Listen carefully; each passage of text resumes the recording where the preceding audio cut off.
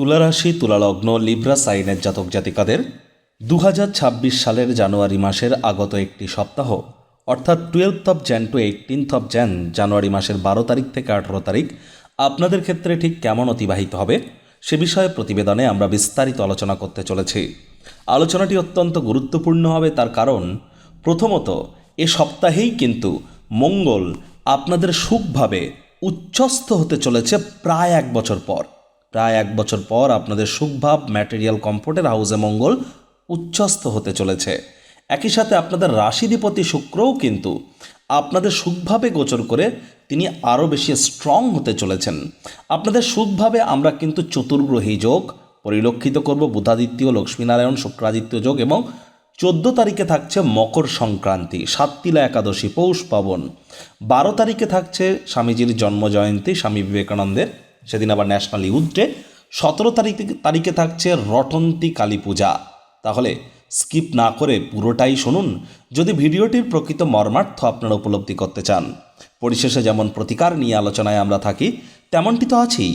আলোচনাটি কিন্তু in general হবে, অর্থাৎ এই পৃথিবীতে যতজন তুলা রাশির জাতক জাতিকা আছেন তাদের প্রত্যেকের জন্য এই আলোচনা।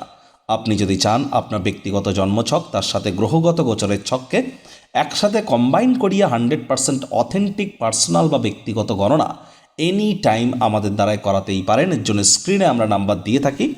শনিবার রবিবার অফিসে এসে ফেস টু ফেস সাক্ষাৎ করতে পারেন, অথবা by phone any time consultancy আপনারা নিতেই পারেন। তো চলুন আলোচনায় প্রবেশ করা যাক। তুলা রাশি, তুলা লগ্ন, লিব্রা সাইনের জাতক জাতিকারা কালপুরুষের রাশিচক্র অনুযায়ী সপ্তমতম রাশির আন্ডারে আপনারা পড়েন। আপনাদের রাশির মালিককে শুক্র। আর স্ক্রিনে আপনারা যে চার্টটি দেখতে পাচ্ছেন এটি তুলা রাশির জাতক জাতিকাদের 2026 সালের 12ই জানুয়ারি আপনাদের গ্রহগত গোচরের ছকটি কেমনটি কিন্তু দেখাবে। ফার্স্ট হাউস, যেখানে 7 লেখা আছে, গুলিয়ে ফেলবেন না, এটিই কিন্তু আপনাদের ফার্স্ট হাউস। এখানে চন্দ্র থাকছে সপ্তাহটির শুরুতেই, তবে চন্দ্র 2-2.5 দিন অন্তর অন্তর রাশিও পরিবর্তন করবে। সূর্য, বুধ, মঙ্গল, শুক্রের চতুর্গ্রহী যোগ থাকছে আপনাদের পরাক্রমের ভাবে। তবে 13 তারিখে শুক্র রাশি পরিবর্তন করে, আপনাদের রাশিধিপতি শুক্র 13 তারিখে রাশি পরিবর্তন করে তিনি আপনাদের কেন্দ্রীয় স্থান সুখভাবে গোচর করে যাবেন। ঠিক তার একদিন পর সূর্য মকর সংক্রান্তি ঘটিয়ে আপনাদের 4th হাউসে গোচর করে যাবেন। আবার দেখুন মঙ্গল কিন্তু 16 তারিখে সুখভাবে গোচর করে উচ্চস্থ হবে।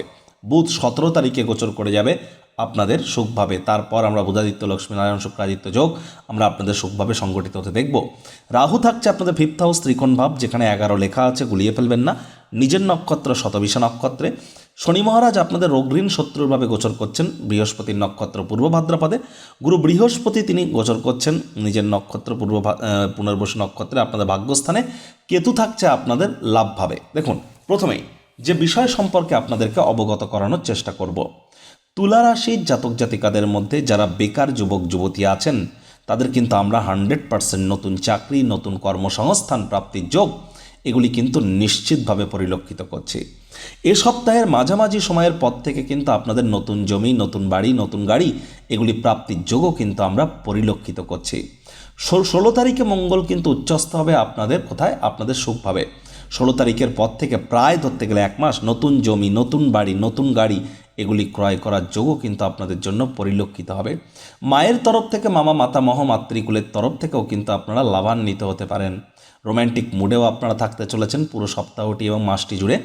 যারা প্রেমে পড়েননি তাদের জীবনে কিন্তু প্রেমের আগমনও কিন্তু ঘটতে পারে। লাভ ম্যারেজের যোগও কিন্তু আমরা পরিলক্ষিত করছি, তবে সেখানে কিছুটা হলেও সমস্যা থাকতে পারে, যদিও সেটা খুবই সহজেই আপনারা কিন্তু রিকভার করতে পারবেন।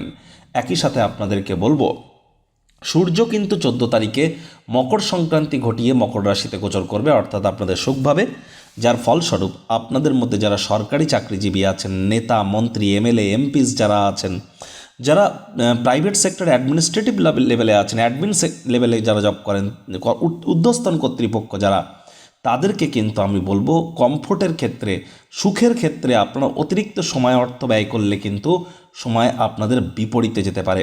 আমি হাইলি রেকমেন্ড আপনাদেরকে করব যে হার্ডওয়ার্ক, কঠোর কায়িক পরিশ্রম করুন, এর কোনো বিকল্প কিন্তু নেই। আর শনি মহারাজের যেহেতু পূর্ণ দৃষ্টি আপনাদের 12th হাউসে থাকছে, বাজেটকে, খরচকে একটু নিয়ন্ত্রণের মধ্যে রাখুন। অপ্রয়োজনীয় খাতে অতিরিক্ত অর্থের অপচয় করা থেকে বিরত থাকবেন। আর এই সময় আপনাদের মধ্যে আমরা অবশ্যই পরিলক্ষিত করব, যেহেতু গুরু আপনাদের পরাক্রমের ভাবকে পূর্ণ দৃষ্টি দিয়ে দেখবেন। সাহস পরাক্রম আপনাদের নিশ্চিতভাবে বেড়েছে, না বাড়লে বাড়তে চলেছে। ভাই বোনেদের দ্বারা উপকৃত হতে পারেন। আর এ সময় কিন্তু অবশ্যই আপনারা ছোটোখাটো যাত্রা ভ্রমণের দ্বারাও কিন্তু উপকৃত হতে চলেছেন। তবে শনির তৃতীয় দৃষ্টিগত কারণে শ্বশুর শাশুড়ির সাথে আপনাদের সম্পর্ককে এখনও কিন্তু মজবুত রাখতে হবে। কোনো প্রকার নিন্দা করলেই কিন্তু ক্ষতি। আর লং ডিস্টেন্স জার্নি, দূরবর্তী যাত্রা ভ্রমণকে অ্যাভয়েড করুন। পিতার শরীর স্বাস্থ্যের দিকে নজর দিন, পিতার সাথে সম্পর্কের দিকেও একটু নজর দিন। হার্ডওয়ার্ক, কঠোর কায়িক পরিশ্রমের কোনো বিকল্প নেই। স্বামী স্ত্রী শব্দ চয়নের দিকেও আপনাদেরকে নজর প্রদান করতে হবে। আর এ সময় কিন্তু আপনার মাত্রা অতিরিক্ত ফলস কনফিডেন্স যদি আপনার মধ্যে আসে, তাহলে পরিস্থিতি কিন্তু হিতে বিপরীত হতে পারে। নজর প্রদান করবার চেষ্টা করুন। আবার বলবো, যারা বিশেষ করে ট্রেডিংয়ের জগতে আছেন তাদের জন্য সময় সুযোগ এক প্রকার ঠিকঠাক আছে। তবে হ্যাঁ, ওই অন্য কারো টিপস নিয়ে যদি কাজ করেন তাহলে কিন্তু অবশ্যই লোকসানের সম্মুখীন আপনারা হতেই পারেন। যারা ক্রিপ্টো মার্কেটে আছেন বা যারা ফিউচার অপশন ক্রিপ্টোতে করছেন, তাদের জন্য বলবো যে বিশেষ করে 16 তারিখের পরের সময়টি আপনাদের জন্য বেটার পরিগণিত হবে। 2026 সালে স্টক মার্কেট, শেয়ার মার্কেটে কোন কোন সময় আপনারা সাবধান থাকবেন, ক্রিপ্টো মার্কেটে কোথায় আপনারা বুম পাবেন, কোন কোন সেক্টরে উন্নতি হবে, রাজনীতির পজিশন কী হবে, অর্থনীতি, সমাজনীতি, আপনার ব্যক্তিগত স্তরে আপনার জীবনের প্রতিটি বিষয় নিয়েই প্রায় 30-40 মিনিটের বিস্তারিত একটি আলোচনা তুলা রাশির জাতক জাতিকাদের জন্য।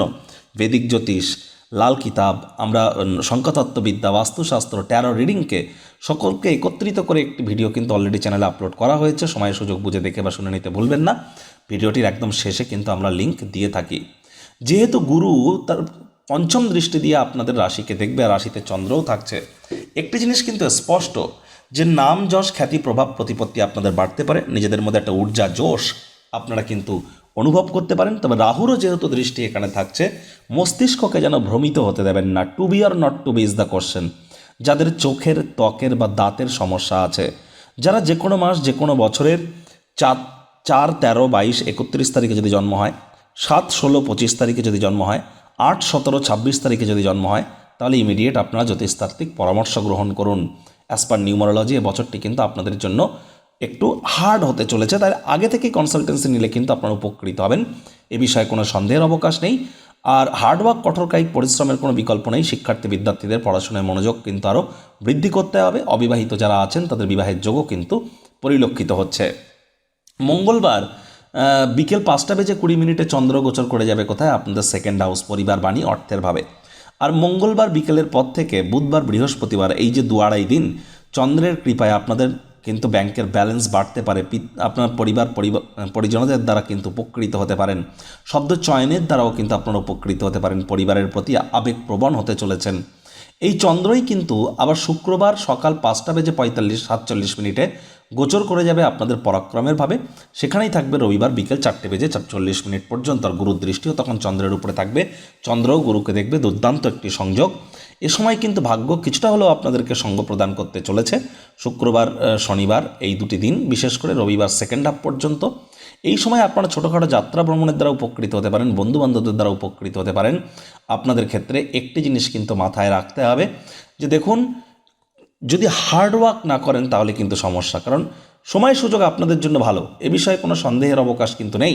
কিন্তু রাহুর পঞ্চম দৃষ্টি কিন্তু গুরুর উপরে থাকছে। যদিও গুরুর নবম দৃষ্টি রাহুর উপরে থাকছে, নবপঞ্চম যোগ থাকছে, তৎসত্ত্বেও বলবো রাহুর দৃষ্টি গুরুর উপরে আপনাদের ভাগ্যস্থানে, এটি হার্ডওয়ার্ক করার ইঙ্গিত আপনাদেরকে দিচ্ছে। ওই তাবিজ, কবচ, মাদুলি পাথর পরে কিন্তু কোনো লাভ হবে না।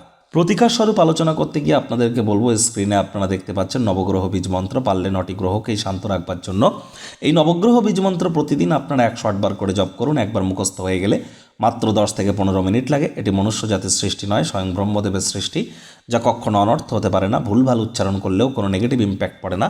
একই সাথে 9টি গ্রহকে আপনি শান্ত রাখতে পারছেন, এর থেকে বেটার কিন্তু আর কিছু হতে পারে না।